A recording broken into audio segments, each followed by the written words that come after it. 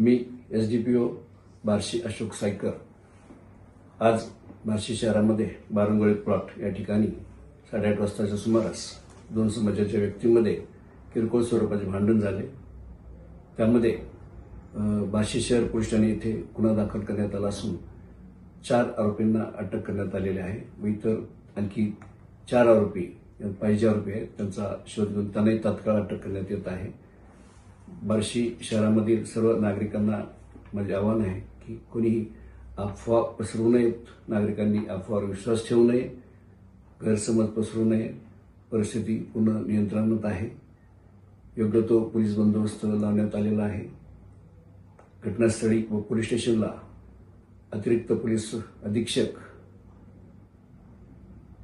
यांनी भेट दिलेली आहे आणि पूर्ण मी आणि स्वतः प्रभारी अधिकारी PI कुकडेसो हे पूर्ण बंदोबस्त आम्ही देखरेख करत आहोत।